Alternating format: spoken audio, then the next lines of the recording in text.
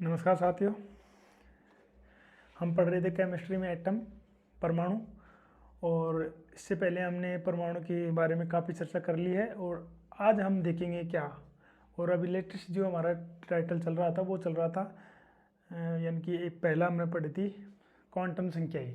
जो हमारा latest title चल रहा था वो था हमारी क्वांटम संख्याएं। और क्वांटम संख्याओं की बात करते हैं तो सबसे पहले हमने पढ़ ली थी मुख्य क्वांटम संख्या, उसके बाद हमने पढ़ी थी दिग्गज क्वांटम संख्या, और उसके बाद जो हमने पढ़ी थी वो पढ़ी थी चुंबकीय क्वांटम संख्या। और उसके बाद हम जो अब हमारा जो अब नेक्स्ट टाइटल होगा, मतलब जो नेक्स्ट क्वांटम संख्या वो संख्या हमारी जो होगी वो होगी चक्रण क्वांटम संख्या, स्पिन क्वांटम नंबर। तो हम देखेंगे चक्रण क्वांटम, तो हमारी जो लास्ट संख्या होगी क्वांटम संख्या की बात कर रहे थे यहाँ पर, तो लास्ट जो संख्या होगी हमारी वो हो जाएगी चक्रण क्वांटम संख्या। और चक्रण क्वांटम संख्या की बात करते हैं तो इसको बोला जाता है स्पिन क्वांटम नंबर। और स्पिन क्वांटम नंबर की हम बात करते हैं तो सबसे पहले तो हमें ये मालूम होना चाहिए कि इसे एस द्वारा दर्शाते हैं, ये मालूम होना चाहिए। और ये क्या करता है, स्पिन का मतलब होता है चक्रण, समझ रहे हो ना। स्पिन का मतलब होता है चक्रण, तो चक्रण का मतलब आप क्या समझते हो। और देखो इसको किससे दर्शाते हैं, एस के द्वारा। और इस वैज्ञानिक के बारे, इस जो क्वांटम संख्या के बारे में जिस वैज्ञानिक ने बताया था उस वैज्ञानिक का नाम था उल्हेनबेक तथा गाउट श्मिट। ये दोनों की चर्चा हमने पहले भी कर ली है, गाउट श्मिट की यानी कि कॉर्क के बारे में गाउट श्मिट ने बताया था, हमने पहले भी इसके बारे में चर्चा की थी, लेकिन अब फिर ये हमारे सामने फिर से प्रस्तुत है। तो हमने बात कर रहे हैं क्या, चक्रण क्वांटम संख्या। और चक्रण क्वांटम संख्या की हम जैसे ही बात करते हैं तो हमें ये मालूम होना चाहिए कि चक्रण क्वांटम संख्या के बारे में किसने बताया, तो हमारे पास आंसर होना चाहिए उल्हेनबेक। देखो उल्हेनबेक तथा गाउट श्मिट, जो ये दोनों वैज्ञानिक थे, इन्होंने क्या बताया, चक्रण क्वांटम संख्या के बारे में बताया था। और दूसरी बात यह है कि इसको एस के द्वारा दर्शाया जाता है। अब ये स्पिन क्वांटम नंबर होते हैं, इनके द्वारा क्या किया जाता है, यानी कि ये करते क्या है, तो ये जो संख्या होती है इलेक्ट्रॉन को चक्रण को भी दर्शाती है। क्योंकि स्पिन का मतलब होता है चक्रण, तो क्या हो जाएगा, यह संख्या इलेक्ट्रॉन्स के चक्रण को दर्शाती है। आप साथ के साथ नोट कर सकते हो, कोई बड़ी बात है नहीं नोट करने में, तो आप इसको साथ के साथ पॉइंट टू पॉइंट एक एक तरीके से उतार सकते हो। तो फिर हम बात करेंगे यह संख्या इलेक्ट्रॉन के चक्रण को दर्शाती है। इसके बाद हम जानते हैं कि जो इलेक्ट्रॉन होता है वो किस प्रकार से चक्कर करते हैं। इलेक्ट्रॉन दो प्रकार से चक्कर करता है, एक होता है क्लॉकवाइज और एक होता है एंटी क्लॉकवाइज। तो एक हो जाएगा हमारे पास क्लॉकवाइज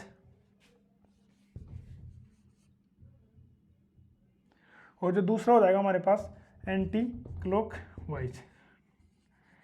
और एंटी क्लॉकवाइज की बात करते हैं तो यहाँ पर क्या होगा, वामावर्त हो जाएगा और यहाँ पर दक्षिणावर्त हो जाएगा। तो यहाँ पर जो चक्रण होता है उसका मान होता है 1/+1/2, और यहाँ पर जो चक्रण का मान होगा एंटी का मतलब नेगेटिव, तो 1-1/2। तो ये क्या होती है कि जो इलेक्ट्रॉन होता है वो दो प्रकार से चक्रण कर सकता है साथियों। पहला जो करेगा वो करेगा दक्षिणावर्त, और जो दूसरा करता है वो करता है वामावर्त, यानी कि एंटी क्लॉकवाइज और क्लॉकवाइज। जैसे ही क्लॉकवाइज की बात करते हैं तो इसके चक्रण क्वांटम संख्या का जो मान होगा वो एस बराबर क्या हो जाएगा, +1/2 हो जाएगा। और जैसे ही हम वामावर्त यानी कि एंटी क्लॉकवाइज की बात करते हैं तो वहाँ पर जो हमारे पास स्पिन यानी कि एस का जो मान हो जाएगा वो कितना हो जाएगा, -1/2। अब इतनी बात जानने के बाद हमें यह मालूम होना चाहिए साथियों कि इलेक्ट्रॉन का चक्रण कोणीय संवेग होता है वो चक्रण क्वांटम संख्या पर निर्भर करता है। गौर करिएगा, इलेक्ट्रॉन का चक्रण कोणीय संवेग होता है वो चक्रण क्वांटम संख्या पर निर्भर करता है। अब जो चक्रण कोणीय संवेग होता है उसका मान क्या होता है हमें मालूम होना चाहिए। जैसे हमने मैग्नेट में चुंबकीय क्वांटम संख्या में देखा था h/2 और फिर √, तो L कोष्टक L+1 देखा था। लेकिन हम यहाँ पर बात करेंगे किसकी, चक्रण की बात कर रहे हैं, मतलब स्पिन की बात कर रहे हैं। स्पिन की बात करें तो वहाँ पर L के स्थान पर यहाँ पर क्या आ जाएगा, S आ जाएगा, और बाकी वही फॉर्मूला हो जाएगा। तो हम बात करेंगे चक्रीय कोणीय संवेग की। जो चक्रीय कोणीय संवेग होता है हमारे पास वो क्या होता है, देखो चक्रीय कोणीय संवेग की बात करते हैं, चक्रण कोणीय संवेग की बात करते हैं। चक्रीय कोणीय संवेग, अगर चक्रीय कोणीय संवेग की बात करते हैं h/2 √, ये s और s+1, ये क्या हमारे पास क्या है, चक्रण कोणीय संवेग का क्या है, फॉर्मूला यानी कि वैल्यू है। और दूसरी बात यहाँ पर जो s होगा उसका मान हम क्या लेंगे, तो यहाँ पर s होगा, यहाँ पर s बराबर क्या हो जाएगा, +1/2 हो जाएगा। ये बात समझ में आ रही है यहाँ तक। अगर समझ में आ रही है तो फिर हम एक बार फिर से आपके सामने चक्रण क्वांटम संख्या के बारे में फिर से गौर करते हैं कि चक्रण क्वांटम जो संख्या है इसके बारे में उल्हेनबेक तथा गाउट-स्पिक के द्वारा इसके बारे में बताया गया था। और दूसरी बात, इसे एस द्वारा प्रदर्शित किया जाता है। और तीसरी बात यह है कि इलेक्ट्रॉन संख्या यानी कि जो क्वांटम संख्या होती है ये इलेक्ट्रॉन के चक्रण को दर्शाती है, ठीक है। और जो इलेक्ट्रॉन चक्रण को दर्शाएगी तो इलेक्ट्रॉन दो प्रकार से चक्रण करता है। पहला करेगा क्लॉकवाइज, जिसका जो वैल्यू होगी हमारे पास एस की वो कितनी हो जाएगी, +1/2 हो जाएगी। लेकिन जैसे ही एंटी क्लॉकवाइज की हम बात करते हैं तो वहाँ पर हमारे पास जो वैल्यू हो जाएगी एस की वो हो जाएगी -1/2। और हम फिर इसके बाद हम देखते हैं कि चक्रण कोणीय संवेग जो वैल्यू होती है हमारे पास वो कितनी होती है, वो होती है h/2 कोष्टक s+1। ये आपके सामने क्या है, चक्रण कोणीय संवेग का मान है। और यहाँ पर जो s हो जाएगा वो क्या हो जाएगा, s बराबर +1/2 हो जाता है। तो इतनी बात आपको समझ में आ गई होगी। हमने भलीभांति रूप से क्या किया है, जो क्वांटम नंबर थी उनको हमने अच्छे से पढ़ा है। क्वांटम संख्या क्या होती है, क्वांटम संख्या कितने प्रकार की होती है, 4 प्रकार की होती है, जिनको हमने एक एक करके कंप्लीट रूप से हमने उनको देख लिया। और अब इसके बाद हम जो बात करेंगे वो बात करेंगे कक्षकों की आकृति। और जो कक्षकों की आकृति होती है, कक्षक कितने होते हैं, जैसे एस पी डी एफ हो गया। एस की आकृति कैसी होगी, पी की आकृति कैसी होगी, डी की आकृति कैसी होगी और एफ की आकृति कैसी होगी, इनके बारे में हम जानने का प्रयास करते हैं। और जैसे ही इनके बारे में जानने का प्रयास करते हैं तो हमें ये मालूम होना चाहिए कि जो कुछ विशेष प्रकार के तल पाए जाते हैं और उन तलों को क्या बोला जाता है।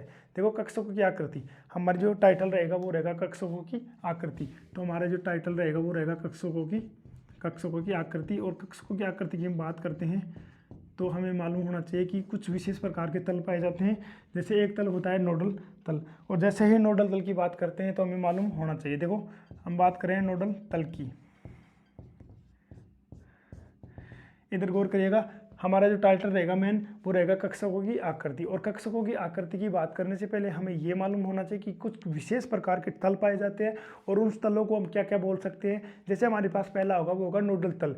और जैसे ही नोडल तल की बात करते हैं तो हमें करना क्या होता है, यानी कि इसकी डेफिनेशन किस प्रकार से हम इसको डिफाइन कर सकते हैं। तो उपकोष का वह स्थान जहाँ इलेक्ट्रॉन पाए जाने की प्रायिकता शून्य होती है। एक होती है कि इलेक्ट्रॉन पाए जाने की जो प्रायिकता होती है वो अधिकतम होती है, ठीक है, लेकिन वो ऑर्बिटल्स की बात करते हैं। लेकिन एक होता है नोडल तल। नोडल तल की जैसे ही बात करते हैं तो इसमें क्या बोला जाएगा, आप लिख सकते हो इसको कि उपकोष का वह स्थान जहाँ इलेक्ट्रॉन पाए जाने की प्रायिकता कैसी होती है, शून्य होती है। तो देख लेते हैं कि उपकोष का वह स्थान जहाँ इलेक्ट्रॉन पाए जाने की प्रायिकता होगी वो क्या रहेगी, प्रायिकता शून्य होती है। क्या कहलाता है, नोडल तल कहलाता है। नोडल तल एग्जाम में पूछा हुआ प्रश्न है कि वह स्थान यानी कि उपकोष का वह स्थान जहाँ पर इलेक्ट्रॉन पाए जाने की संभावना प्रायिकता शून्य होती है। तो हमारे पास जो आंसर हो जाएगा साथियों, वो जो आंसर हो जाएगा हमारे पास क्या हो जाएगा, नोडल तल। और जैसे ही नोडल तल की बात करते हैं तो हम इसके बारे में जो नेक्स्ट हमारे टाइटल होगा हम जानेंगे एस कक्षक की आकृति। और एस कक्षक की आकृति जानने से पहले आपको इसके बारे में कुछ नॉलेज पहले से है और कुछ है तो ठीक है, नहीं है तो भी ठीक है। आज हम जो एस कक्षक की आकृति है उसके बारे में एक एक पॉइंट टू पॉइंट हम जानकारी ग्रहण करते रहेंगे। तो हम देखते हैं क्या एस कक्षक की आकृति। और जैसे ही एक्स कक्षक की आकृति देखना होगा हमें, तो करना क्या होगा, हमें इनको क्या करना होगा साथियों, इरेज करना होगा। तभी हम क्या देख सकते हैं, वैसे भी देख सकते हैं लेकिन थोड़ा क्या हो जाएगा, आसान काम हो जाएगा। तो हम देखेंगे एस कक्षक की आकृति।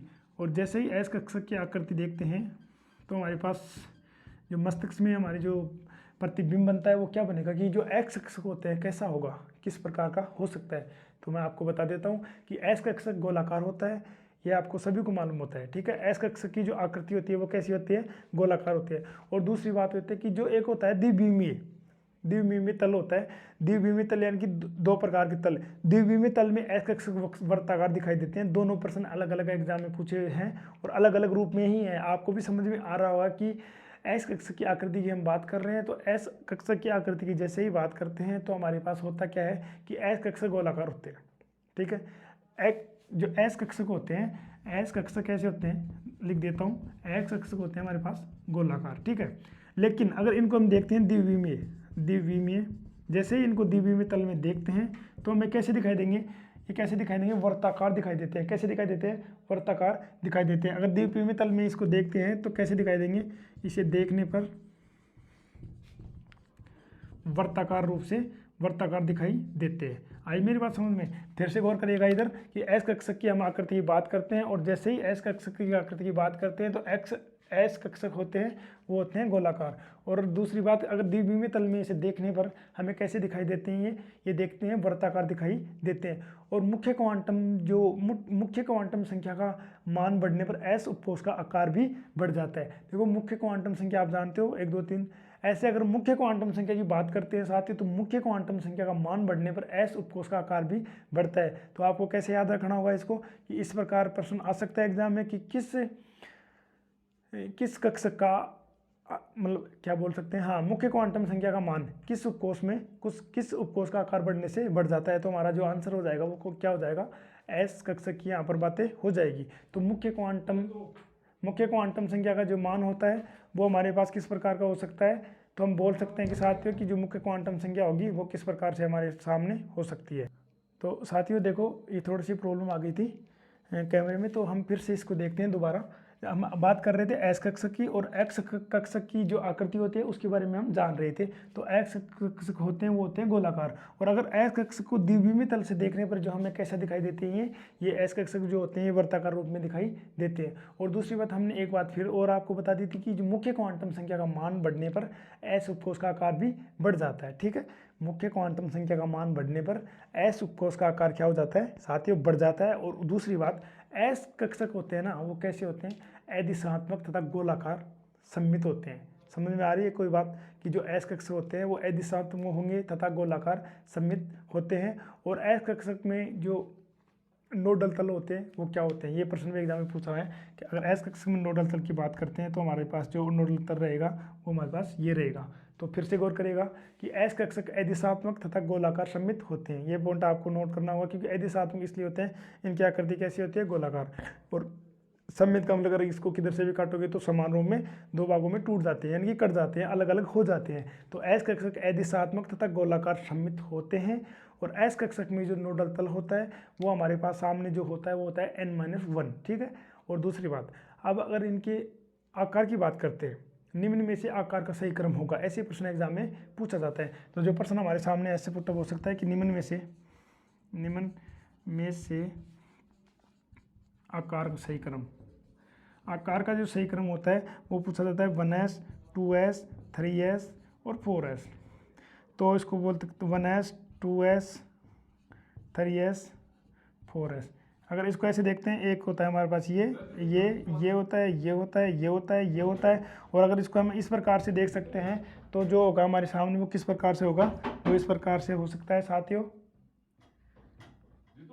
तो साथियों हम देख रहे थे क्या, इनका आकार, और जो आकार होता है इन एस कक्षक का, तो एग्जाम में इस प्रकार से जो प्रश्न पुटअप होते हैं वो आपके सामने ऐसे पेश हो सकते हैं। तो देखिएगा इधर आप अगर बात करते हैं एस कक्षक की, तो एस कक्षक जो हमारे सामने होता है वो किस प्रकार होता है, यानी कि जो एस कक्षक होगा उसकी जो स्थिति होगी वो इस प्रकार होती है, यानी से ये सही होगा या फिर ये सही होगा। तो हमारे पास जो आंसर रहेगा हमारे पास किसका, एस कक्षक के आकार का, वो जो आंसर हो जाएगा वो हमारे पास कौन सा हो जाएगा, ये हो जाएगा। और देखो इस प्रकार जो हमारे पास S कक्षक 1s 2s 3s 4s exam में पूछा हुआ प्रश्न है शायद लैब असिस्टेंट में, तो आप इन प्रश्नों को गौर करिएगा। देखो 1s 2s 3s 4s, तो इनमें से जो आकार होता है वो 4s का सबसे बड़ा होगा, फिर 3s का, फिर 2s का, फिर 1s का सबसे छोटा होता है। ठीक है। और देखो ये हमारे पास जो एस कक्षक होते हैं इनमें नोडल तल की बात आपको याद रखनी है कि एस कक्षक में एस कक्षक की आकृति की जैसे ही बात करते हैं तो हमारे पास जो नोडल तल होता है इसका, वो नोडल तल का मान होता है वो होता है n-1। और जैसे ही n-1 की बात करते हैं तो क्या हो जाएगा, n-1 ही इसकी वैल्यू हो जाएगी। और दूसरी बात, जो हमारे पास क्रम होता है किसका, एस कक्षक के आकार का, तो कैसे हो जाएगा 4s 3s 2s और 1s। तो ये हमारे पास किसकी बात हो गई, एस कक्षक की आकृति की बात हो गई। एस कक्षक की आकृति हमने देख ली अच्छे से, इनमें से मोस्ट जो इंपॉर्टेंट बातें थी हमने देख लिया। देखो इसके बारे में क्या देखेंगे कि एस कक्षक कैसे होता है, गोलाकार होता है। और अगर इनको एस कक्षक को द्विविमीय तल में देखते हैं तो एस कक्षक वर्ताकार रूप में दिखाई देते हैं, और जो मुख्य क्वांटम संख्या का मान बढ़ने पर एस उपकोष का आकार भी बढ़ता है, ठीक है। और दूसरी बात यह है कि एस कक्षक यदि दिशात्मक तथा गोलाकार सममित होते हैं, जो मैंने बता दिया कि क्यों होते हैं। और दूसरी बात यह है कि एक्स अक्ष में जो नोडल तल होता है वो हमारे पास क्या होता है, n-1 होता है, और जो इसके आकार का जो क्रम होता है वो कुछ इस प्रकार का होता है। तो ये हमारी बात हो, हमारे सामने जो बात हो गई वो किन की हो गई, एस कक्षक की। और जैसे ही एस कक्षक की आकृति की बात करते हैं तो उसके बाद हमारे पास जो पी कक्षक की आकृति होती है उसको हम देख लेते हैं। तो देखिएगा, हम बात करेंगे एस पी कक्षक की आकृति। अगर पी कक्षक की आकृति की बात करते हैं तो किस प्रकार करेंगे साथियों, तो कुछ इस प्रकार हम पी कक्षक की आकृति की बात करते हैं। हम देखो अब बात करते हैं पी कक्षक की। तो ये पी कक्षक में देखेंगे पी उपकोष, और पी उपकोष की जैसे ही बात करते हैं तो हमारे लिए जस्ट इंपॉर्टेंट बात होगी, वो होगी इसका एल का मान कितना होता है। एल का मतलब यहाँ पर क्या होगा, दिग्गसीय क्वांटम संख्या। फिर से गौर करिएगा, हम देखेंगे पी कक्षक की आकृति, और पी कक्षक की आकृति जैसे ही बात करते हैं तो हम देखेंगे पी उपकोष, और पी उपकोष को जैसे ही देखते हैं तो हमारे को ये मालूम होना चाहिए कि इसमें जो एल होता है उसका मान कितना होता है। और एल का मतलब यहाँ पर संबंध होता है दिग्गसीय क्वांटम संख्या से, ठीक है। तो पी उपकोष के लिए एल का मान कितना होता है हमें मालूम होना चाहिए कि पी उपकोष के लिए 4p उपकोष यानी कि पी उपकोष के लिए जो एल होता है के लिए एल का मान कितना होता है साथियों, तो एल बराबर कितना होना चाहिए, 1 होना चाहिए, हमें ये मालूम होना चाहिए। जैसे ही यहाँ पर 1 होगा तो अतः यहाँ एम के कुल 3 मान होंगे। एम का मतलब चुंबकीय क्वांटम संख्या, ठीक है। यहाँ पर एल का मान अगर 1 होगा तो यहाँ पर जो एम के कुल मान, एम के भी मान पूछे जा सकते हैं कि एम का मतलब चुंबकीय क्वांटम संख्या की बात हो रही है यहाँ पर। तो क्या बोला मैंने कि पी उपकोष के लिए एल का मान 1 होता है, अतः यहाँ एम के कुल 3 मान होंगे। और 3 मान का मतलब क्या होगा, 3 मान का मतलब होता है 1 -1 0 और 1। देखो एल का मान यहाँ पर अगर 1 होगा तो जो हमारे पास एम का मान होगा वो कितना होगा, 3 होगा, और 3 का मतलब होगा -1 0 और 1। ये जो होगा हमारे पास क्या हो जाएगा, एम का मान हो जाता है। और जैसे ही एम का मान हो जाएगा तो हम क्या देखेंगे, एल का मान देखेंगे 1 होगा, किसके लिए, पी उपकोष के लिए। और जैसे ही पी उपकोष के लिए 1 का मान होता है तो हमारे पास जो एम का मान होगा वो कितना हो जाएगा, 1 0 और 1। मतलब वैल्यू कितनी होगी, टोटल 3 हो गई। ये प्रश्न ऐसे के एग्जाम में पूछे जाते हैं। तो अब देखिए आगे 3 मान होते हैं, अतः पी उपकोष के जो हमारे पास पी उपकोष के पास कुल 3 कक्षक होते हैं। तो जो पी उपकोष होते हैं इनके पास इनकी स्थिति के आधार पर कितने उपकोष हो गए, 3 कक्षक हो जाएंगे। कितने कक्षक हो जाएंगे, 3 कक्षक हो जाते हैं। आई बात समझ में। तो हमारे पास पी के पास कितने कक्षक हो जाएंगे, कुल 3 कक्षक होते हैं। अब तीनों पी कक्षकों की आकृति व ऊर्जा क्या हो जाएगी, जैसे हमारे पास जो 3 क्या हो गए, पी एक्स पी वाई और पी जेड, ये 3 क्या हो गए हमारे पास, कक्षक हो गए। तो हम बात कर लेते हैं, देखो 1 2 3 हमारे पास पी एक्स पी वाई और पी जेड, ये हमारे पास क्या हो गए, 3 पी कक्षक हो गए, ठीक है। पी जेड क्या हो जाएंगे, एक पी एक्स कक्षक हो जाएगा, और ये भी क्या हो जाएगा, पी वाई कक्षक हो जाता है, और ये हमारे पास जो हो जाएगा पी जेड कक्षक हो जाता है। अब इनमें अंतर क्या होता है, देखिएगा इधर, जो अभी मैंने बोला कि जो पी उपकोष होते हैं, यानी कि जो पी उपकोष होगा, पी उपकोष की हम बात करते हैं तो इसमें जो होते हैं कक्षकों की संख्या होती है 3, और ये जो तीनों कक्षक होते हैं ये इन तीनों की ऊर्जा क्या होती है, समान होती है। मतलब इन ऊर्जाओं का जो मान होता है वो कैसा होगा, इनका मान होता है समान। और जैसे ही इनको हम देखते हैं, देखो ये हमारे पास तल है, ठीक है, ये वाई तल हो गया और ये जेड हो गया। तो हमारे पास बच गया क्या, अगर इसको एक्स वाई इसको ले लेते हैं, एक ही बात है, एक्स की बात हो रही है यहाँ पर, तो एक्स की बात होगी तो ये कौन सा तल होगा हमारे पास, एक्स तल हो जाएगा, और ये जो तल होगा हमारे पास कौन सा हो जाएगा, जेड हो जाएगा। फिर हम बात करते हैं पी वाई की, ये रहा हमारे पास पी वाई, और पी वाई की जैसे ही बात करते हैं तो ये यहाँ पर वाई, ये यहाँ पर एक्स, और ये यहाँ पर क्या हो जाएगा, जो तल हो जाएगा हमारे पास जेड तल हो जाएगा। मतलब ये क्या हो जाएगा हमारे पास पी वाई कक्षक हो जाता है। और फिर हम इसको देखते हैं, मतलब ये जो तीसरा कक्षक होता है ये होता है पी जेड, और जैसे ही पी जेड की बात करते हैं तो ये वाई, और ये फिर से क्या हो जाएगा हमारे पास एक्स हो जाएगा, ये हमारे पास एक्स हो जाएगा, और ये क्या हो जाएगा, जेड हो जाएगा। ये सभी को मालूम है, सभी बना सकते हैं, लेकिन देखो जो इनके ऊपर ये डम्बल होते हैं, इनके पी कक्षक डम्बलाकार होते हैं, ये से कुछ देखो पी कक्षक डम्बल के आकार के होते हैं, हमें मालूम होना चाहिए। तो मैं फिर से बता रहा हूँ आपको कि पी कक्षक के पास, पी उपकोष के पास 3 पी कक्षक होते हैं, और तीनों की जो पी कक्षकों की आकृति व ऊर्जा क्या होती है, समान होती है, और पी कक्षक डम्बल के आकार के होते हैं। अब देखिए कि इनको कैसे नोट करेंगे, जैसे यहाँ पर पी वाई पी एक्स की बात हो रही है, तो ये लो, आई बात समझ में, पी एक्स की बात हो रही है ना, तो हम इस एक्स पे क्या ले लेंगे, डम्बल को ले लेंगे, यानी कि पी कक्षक डम्बल क्या आकार के होते हैं, तो हमने इनको क्या ले लिया, इस एक्स पे ले लिया, एक्स जो होगी वो एक्स हो जाएगी, तो हमने ले लिया। हम अब बात करते हैं पी वाई कक्षक की। जैसे ही पी वाई कक्षक की बात करते हैं तो यहाँ से ये हो गया हमारे पास, ये कौन सा एक्स है, ये एक्स है वाई, और वाई एक्स है, तो हम बात कर रहे हैं पी वाई कक्षक की। और पी वाई कक्षक की बात करते हैं तो हम इसको डम्बल को इस प्रकार से घुमाकर इसके ऊपर सेट कर देंगे। अब हम बात करते हैं पी जेड कक्षक की, और जैसे ही पी जेड कक्षक की बात करते हैं तो हमें ये दिखाई दे रहा है हमें कौन सा, पी जेड। आई बात समझ में? तो अब देखो गौर करिएगा कि पी उपकोष के पास कुल तीन क्या पाए जाते हैं, कक्षक पाए जाते हैं। तीनों पी कक्षकों की आकृति व ऊर्जा क्या होती है, समान होती है। और जो पी कक्षक होते हैं वो डमलाकार होते हैं। ये चीज़ें आपको पता होनी चाहिए, ठीक है। अब देखो ये बात आपको मालूम हो गया कि पी उपकोष की बात करते हैं तो इसके लिए एल का मान होता है 1, और जैसे ही एल का मान 1 होगा तो एम का मान मतलब चुंबकीय क्वांटम संख्या, एम का मान यहाँ पर हो जाएगा 3, और 3 की जो वैल्यू हो जाती है -1, 0 और 1, ये हमारे पास क्या हो जाती है वैल्यू। और ये जो डम्बल अक्षों पर क्या हो गए, पालियों के रूप में स्थित होते हैं। देखो ये जो डम्बल रे और ये हमारे पास अक्ष रे, ये जो हमारे पास अक्ष रे, ये हमारे पास पालियरी, और ये हमारे पास ये डम्बल है जो कि आपको स्थित रूप से दिखाई दे रहे हैं। ये बात आपको समझ में आ गई।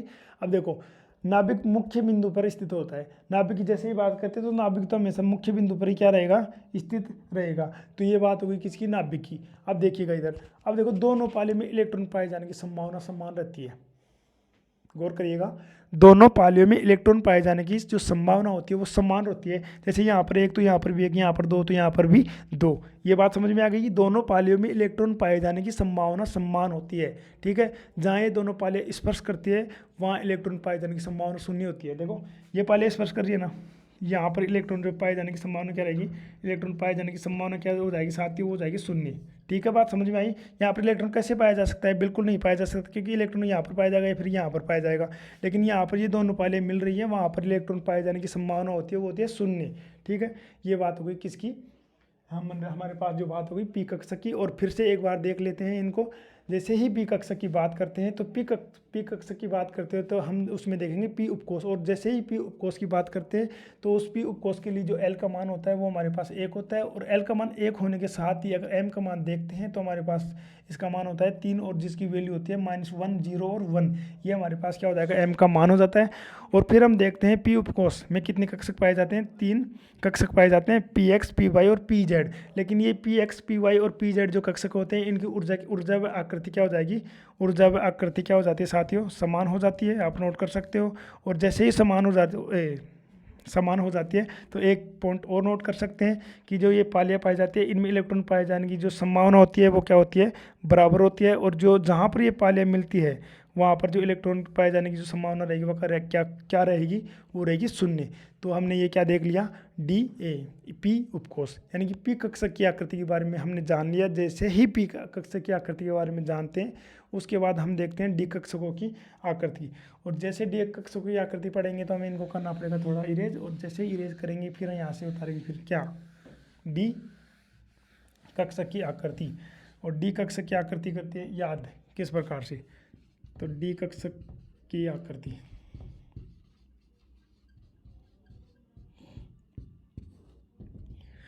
गौर करिएगा। अगर डी कक्षक की आकृति की बात करते हैं तो डी उपकोष के लिए एल का मान कितना होना चाहिए। जैसे अगर पी के लिए एल का मान 1 था तो यहाँ पर जो एस पी डी, पी के बाद में आता है डी, तो डी के लिए 1 होता है। ऐसे समझो अगर डी के लिए 1 होता है तो पी के लिए 1 होता है तो डी के लिए कितना हो जाएगा, एल का मान 2 हो जाएगा। अतः जैसे ही एल का मान 2 होता है तो एम के कितने मान संभव हो सकते हैं, वहाँ पर कितना मान था, अगर 1 था तो 3 मान संभव होते, लेकिन यहाँ पर एम के लिए 5 मान संभव हो जाएंगे। वो कैसे हो जाएंगे, क्योंकि जो एल होता है उसका मान होता है 2। जैसे ही एल का मान 2 होता है तो -2, -1, 0, +1, +2, तो ऐसे टोटल वैल्यू जो हो जाएंगे हमारे पास 5 हो जाएगी। ठीक है, तो हम देखते हैं डी उपकोष के लिए एल का मान।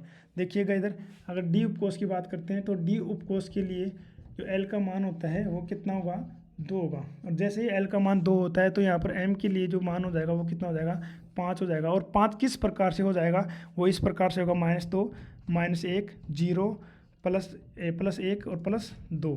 ये कुछ इस प्रकार हमारे पास कितनी वैल्यू हो जाती है, 5 वैल्यू हो जाती है। ये किसकी वैल्यू हो जाएगी, एम के मान के लिए कितनी वैल्यू हो जाती है, 5 वैल्यू हो जाती है। यानी कि एम की जो मान हो जाएगा, कुल मान कितने हो जाते हैं, 5 हो जाते हैं। जो क्यों हो जाते हैं, क्योंकि डी उपकोष के लिए एल का जो मान होता है वो होता है 2, अतः एल का मान 2 होता है तो एम के कुल 5 मान होते हैं और उन कुल 5 मानों में -2 -1 0 +1 +2 हो जाते हैं, ठीक है।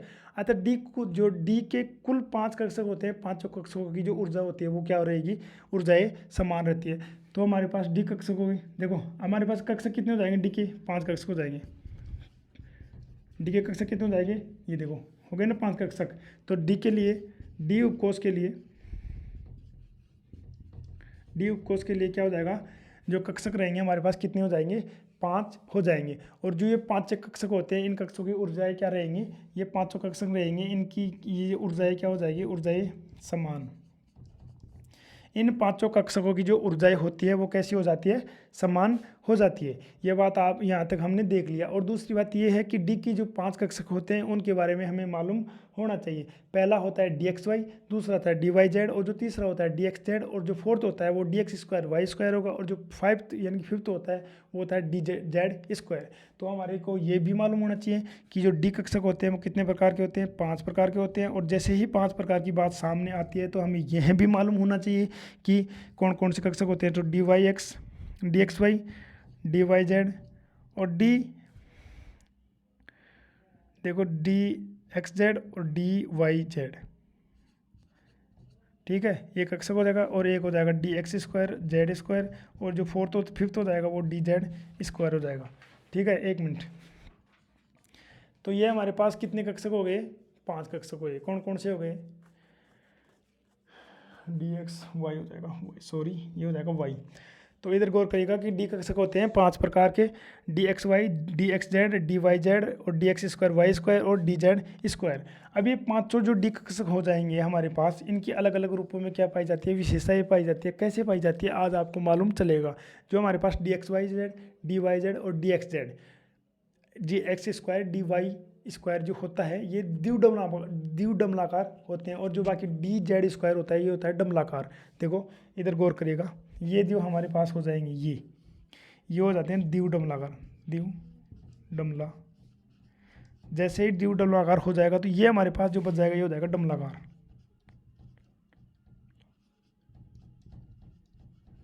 ये कैसे हो जाएगा हमारे पास, डमलाकार हो जाएंगे, ठीक है। D x Y Z, D x Y, d Y, D x Y, D x Z, D Y Z, D x square Y square, ये हो जाते हैं हमारे पास द्विडमलाकार। एग्जाम में प्रश्न आता है कि इनमें से जो हमारी डी कक्षक होते हैं, कन्फ्यूज वाली स्थिति पैदा हो जाती है। वहाँ पर क्यों हो जाती है, क्योंकि वहाँ पर जो पूछा जाता है प्रश्न वो कुछ इस प्रकार से पूछा जाता है कि जो डी कक्षक होते हैं 5 प्रकार के होते हैं। बिल्कुल हमें पता है कि कितने प्रकार के होते हैं, 5 प्रकार के होते हैं। फिर भी उनमें से यह पूछा जाता है कि जो डी कक्षक होते हैं उनमें से जो अलग डी कक्षक होगा वो कौन सा होता है। तो हमें मालूम होना चाहिए कि जो डी जेड स्क्वायर होता है वो डमलाकार होता है, और अदरवाइज जो फोर्थ कक्षक होते हैं वो होते हैं द्विडमलाकार। तो ये दोनों में से, इन 5 में से जो अलग से हो जाएगा, भिन्न हो जाएगा, वो हो जाएगा डी जेड स्क्वायर जो कि डमलाकार होता है। अब देखो पी कक्षक की तरह ये भी दिशात्मक तथा इनमें भी पालियाँ उपस्थित होती है। हमने पी कक्षक की बात की थी जो दिशात्मक रूप से पाए जाते हैं। एस कक्षक में कोई दिशा नहीं पाई जाती इसलिए वो अदिशात्मक होते हैं। लेकिन बात करते हैं पी कक्षक की, यानी कि पी कक्षक की तरह ये जो होते हैं क्या, डी कक्षक, इनमें क्या पाई जाती है, दिशात्मकता पाई जाती है, और इनमें भी क्या पाई जाती है, पालियाँ पाई जाती है, ठीक है। एक बात अब आपको मैं जो बात बताने चाह रहा हूँ आगे, इनके मतलब जो पालियाँ होती है वो डी कक्षकों के अक्षों के मध्य होती है, कुछ में मध्य होती है और कुछ में अक्षों के ऊपर होती है। तो इनमें जो होती है हमारे पास क्या, तो इधर देखिएगा आप, हम बात करते हैं कि जो d x Y, d Y Z और डी जेड एक्स में पालियाँ अक्षों के मध्य होती है। देखो हमारे पास कितने कक्षक थे, 5 थे, 1 2 3, ठीक है, ये 3 हो गई ना। हमने बात करी d x Y, d Y Z, D x z, ठीक है, ये 3 कक्षक हो गए हमारे पास। अब इनमें क्या होता है, जो ये d x Y, d z y और डी जेड एक्स में पालियाँ अक्षों के मध्य होती है। अब अक्षों के मध्य का मतलब समझ रहे हो आप, जैसे ये हमारे पास अक्ष है, ये भी हमारे पास अक्ष है, और ये भी हमारे पास क्या है, अक्ष है।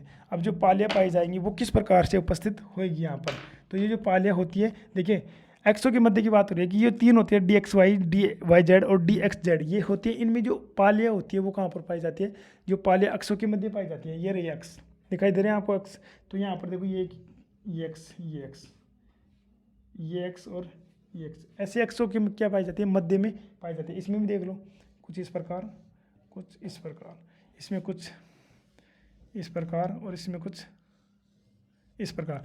तो कहने का मतलब ये है कि जो d x Y, d z y, d z x जो होते हैं, इनमें जो पालियाँ पाई जाती हैं वो कहाँ पर पाई जाती है, अक्षों के मध्य पाई जाती है। लेकिन जो डी एक्स स्क्वायर और जो वाई स्क्वायर होता है, देखो हमारे पास होता है कौन सा, एक होता है डी एक्स स्क्वायर और वाई स्क्वायर, और एक होता है डी जेड स्क्वायर। इसमें क्या होता है, इसमें जो होता है वो कुछ इस प्रकार होता है, जैसे ये हमारे पास एक्स हो गए, ये भी हमारे पास क्या हो गए, एक्स हो गए, ये एक्स, ये भी एक्स हो गए। अब देखिएगा इधर गौर करिएगा आप। अब इसमें क्या होता है, जो डी एक्स स्क्वायर और जो डी जेड स्क्वायर, इसमें जो पालियाँ होती है अक्षों के मध्य पर होती है। अक्षों की क्या कहाँ पर पाई जाएगी, मध्य में। जैसे मध्य का मतलब ये हो गया ना, ऐसे ये मध्य में हो गया, देखो ये एक्स हो गया और इनके मध्य पालियाँ पाई जाती है। ये हमारे पास एक्स हो गया, ये इसके मध्य क्या पाई जाती है, पालियाँ पाई जाती है। लेकिन इसमें खास बात क्या होती है, इनकी आकृति कैसी होगी, देखो यहाँ पर ये एक्स हो गया, ये वाई हो गया, ये जेड हो गया, और यहाँ पर ये क्या हो जाएगा, एक्स हो जाएगा, ये भी जेड हो जाएगा और ये वाई हो जाएगा। ठीक है, इस प्रकार कुछ x Y z, z x y और एक्स जेड और वाई। आपको अगर ये संरचना याद नहीं होती तो कोई बात नहीं, लेकिन फिर भी ऐसी कोई बात नहीं कि याद नहीं हो सकती, बिल्कुल होगी। देखो सिंपल सा मैटर है, x Y, D x Y, d Y Z और डी एक्स जेड जो होता है, इनमें जो पालियाँ पाई जाती हैं वो कहाँ पर पाई जाती है, एक्सों के मध्य पाई जाती हैं। लेकिन जो x d x square Y square और जो जेड डी जेड स्क्वायर होता है, इनमें जो पालियाँ पाई जाती है अक्षों के मध्य नहीं, अक्षों के पर, यानी कि अक्षों के ऊपर पाई जाती है, आपको दिखाई दे रही है। लेकिन इसकी जो आकृति होती है वो इस प्रकार से होती है। देखो ये यहाँ पर क्या होता है, घोड़ा। अब आप बोलोगे कि ये क्या होता है, ये क्यों लगाया जाता है, ये इसलिए लगाया जाता है क्योंकि साथ ही इसमें आ रहा है स्क्वायर, और ये स्क्वायर को दर्शा करने के लिए क्या लगाया जाता है, ये लगाया जाता है क्या, ये बीच में जो गोल गोल चक्कर होता है, गोल चक्कर, ये घूम सर्किल होता है, ये इसलिए लगाया जाता है ताकि स्क्वायर को क्या किया जाए, प्रदर्शित किया जा सके। ये बात हो गई किसकी, एस की, मतलब डी की, यानी कि डी कक्ष की आकृति की हम जैसे ही बात करते हैं तो हमें ये मालूम होना चाहिए कि डी कक्ष की आकृति के बारे में जो विशेष बातें होती हैं, इनके लिए एल का मान होता है वो 2 होता है, और जैसे ही एल का मान 2 होता है तो वहाँ पर अगर एम की बात करते हैं तो जो उनके एम के कुल मान हो जाएंगे 5, -2 -1 0 +1 +2, ये कुल मान हो जाएंगे 5। ठीक है साथियों, और फिर अगर बात करते हैं इसमें कक्षक पाए जाते हैं 5। ठीक है, जो प्रथम 4 कक्षक होते हैं वो कैसे हो जाएंगे, द्विडमलाकार हो जाते हैं। प्रथम का मतलब होता है यहाँ पर क्या, एक तो ये और 3 ये हो जाते हैं द्विडमलाकार हो जाते हैं। लेकिन ये हो जाता है डी जेड स्क्वायर, ये हो जाता है डमलाकार। और जैसे इसकी बात करते हैं डमलाकार की, तो फिर हम देखते हैं आगे क्या कि यहाँ इनकी ये जो पी कक्ष की तरह ये भी दिशात्मक होते हैं और इनमें भी क्या पाई जाती है, पालियाँ पाई जाती है। लेकिन बात करते हैं पालियों की विशेषता कुछ इस प्रकार अलग अलग होती है साथियों, कि d x Y, d Y Z, D x z जो होते हैं, इनमें जो पालियाँ होती हैं एक्सों के मध्य में पाई जाती हैं। लेकिन जो होती है हमारे पास D x square D Y, D x square D Y square और डी जेड स्क्वायर होता है, इनके मध्य जो पालियाँ पाई जाती है वो एक्सों के ऊपर पाई जाती है, यानी कि एक्सों के मध्य नहीं पाई जाती है, एक्सों के ऊपर पाई जाती है कुछ इस प्रकार। और जो ये सर्किल यहाँ पर मैंने लगाया, ये लगाया है क्यों, क्योंकि यहाँ पर स्क्वायर को दर्शाने के लिए क्या लगाया जाता है, स्क्वायर को दर्शाने के लिए क्या लगाया जाता है, ये गोल यानी कि सर्किल लगाया जाता है। ठीक है, ये बात हो गई किसकी, हमारे पास डी कक्ष की। अब जैसे ही डी कक्ष की बात करते हैं तो हम देखते हैं फिर क्या, एफ कक्षक। अब एफ जो कक्षक होता है हमारे पास वो होता है 7 प्रकार के। तो एस कक्षक के बारे में आज अब आप जानोगे एफ कक्षक के बारे में। देखो एफ कक्षक हम देखेंगे, एफ कक्षक की आकृति, एफ कक्षक की हम देखेंगे क्या आकृति। और जैसे ही ऐप कक्षक की आकृति देखते हैं तो सबसे पहले हमें ये मालूम होना चाहिए ऐप जो कक्षक होता है, यानी कि ऐप उपकोष के लिए एल का मान क्या हो जाता है। देखो डी का मान, पी का मान होता है 1, डी का मान हो जाएगा 2 एल का, और जो ऐप होता है उसके लिए जो एल का मान हो जाता है वो हो जाता है 3। कितना हो जाएगा, 3 हो जाता है। ठीक है, अतः एल के कुल मान 7 मान होते हैं एल के, यानी कि एल का मान क्या हो जाएगा, 3 हो जाते हैं। तो एम के मान कितने हो जाते हैं, एम मतलब देखो 3 का मतलब इस प्रकार हो जाएगा जैसे -3 -2 -1 0 +1 +2 +3, ऐसे टोटल वैल्यू कितनी हो गई, 7 हो गई। ठीक है, अब देखो ऐप उपकोष के कक्षों की संरचना कैसी होती है, जटिल होती है, जिसे सुलझाने के लिए वैज्ञानिकों ने कुछ विशेष प्रयास क्या कर रहे हैं, कार्यरत हैं, जिनको अभी क्या किया जाना, प्रयासरत है। लेकिन वैज्ञानिकों के ऐप उपकोष होते हैं कि 7 कक्षक शामिल नामित कर लिए हैं, जो मार्च 2020 की बात कर रहे हैं हम, मार्च 2020 की। तो हम देखते हैं किसके बारे में, ऐप कक्षक के बारे में। जैसे ही ऐप कक्षक के बारे में हमें यह मालूम होना चाहिए कि ऐप कक्षक के एल का मान होता है कितने, 3। और जैसे ही एल का मान 3 हो जाता है तो इसके लिए जो हम इसकी वैल्यू हो जाएगी हमारे पास कितनी हो जाती है, 7। कैसे हो जाएगी, -3 -2 -1 0 1 2 और 3, ये हमारे पास जो वैल्यू हो जाती है वो कितनी हो जाती है, 7। आपको दिखाई दे रही होगी ये वैल्यू कितनी हो गई, 7। और देखो वैज्ञानिक इस ऐप कक्षक के बारे में क्या प्रयासरत हैं, लेकिन किंतु वैज्ञानिकों ने ऐप उपकोष के लिए ऐप उपकोष के 7 कक्षक नामित कर दिए हैं। और ये बात कब की है, मार्च 2020 में ये बात लागू कर दी गई। किताबों में भी छपी नहीं, लेकिन फिर भी आप इनको जान लो। जो पहला कक्षक होता है, एक होता है देखो FXY FYZ, देखो FXY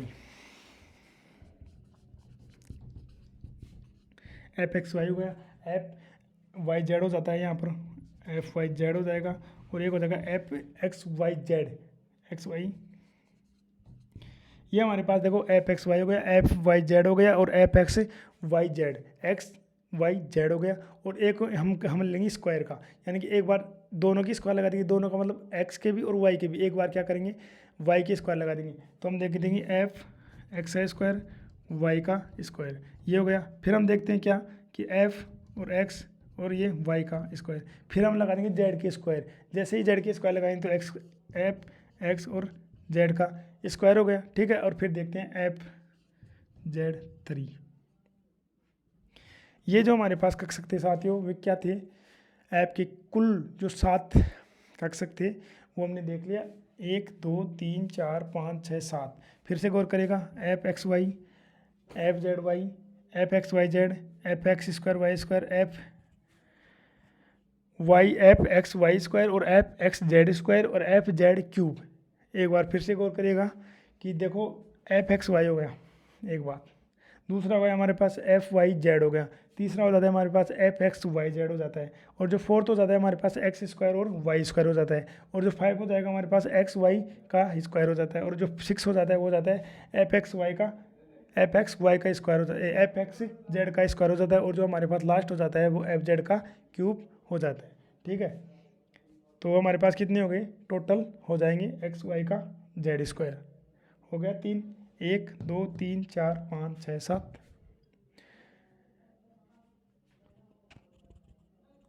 फिर से गौर करिएगा, देखो FXY हो गया, FYZ हो गया, फिर FXYZ हो जाता है, ठीक है। फिर स्क्वायर y² हो जाएगा, मतलब x² y², और फिर XY का स्क्वायर हो जाता है, ठीक है। और ये हो जाएगा हमारे पास क्या, FXZ का स्क्वायर, और लास्ट जो हमारे पास हो जाएगा क्या, FZ का क्यूब। ये हमारे पास कितने प्रकार के कक्षक हो गए, 7 प्रकार की। किसकी बात हो रही है, ऐप कक्षक की। तो साथियों ये हमारा आज का छोटा सा एक फिर केमिस्ट्री का नया टॉपिक था, जिसको हमने एटम के बारे में फिर कुछ बातें जानने की प्रयास किया है। तो आप हमारे चैनल पे नहीं हो तो चैनल को सब्सक्राइब करें, और वीडियो को अपने दोस्तों के साथ शेयर करें, और कुछ कमियां आपको दिखाई देती है तो हमें ज़रूर शेयर करें। अच्छाइयों के अपने पास रखो, बुराइयों हमारे पास शेयर करें। धन्यवाद।